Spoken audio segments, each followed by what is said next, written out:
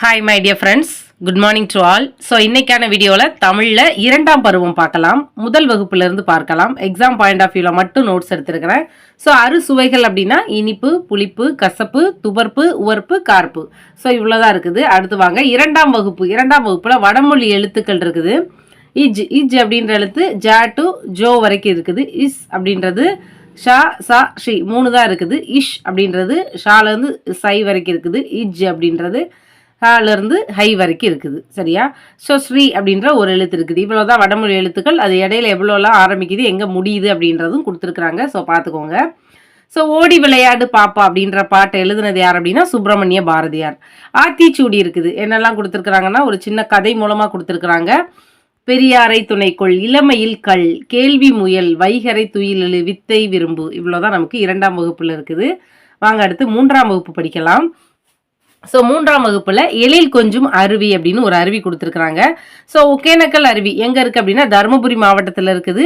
So Ponnagaram ஊராட்சி ஒன்றியத்திலிருந்து 16 kilometre தொலைவில் இருக்குது.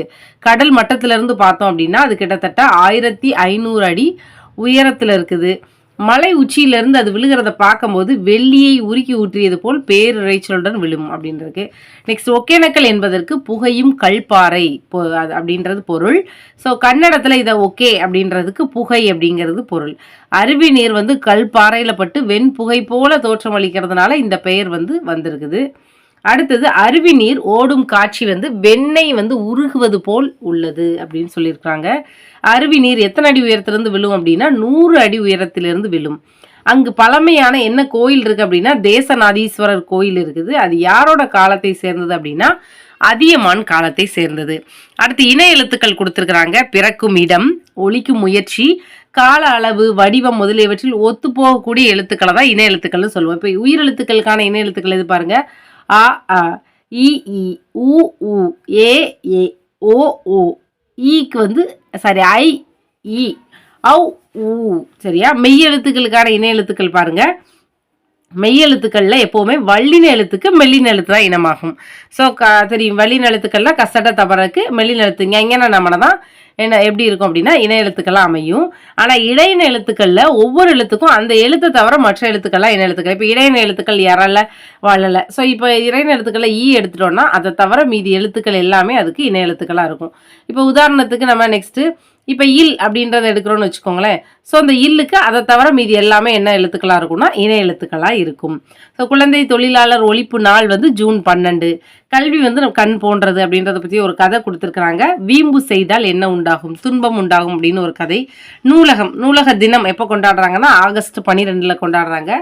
நூல் கூட்டல் அகம் நூலகம், அதை நூல் நிலையம்னு சொல்லலாம், புத்தக சாலைன்னு சொல்லலாம்.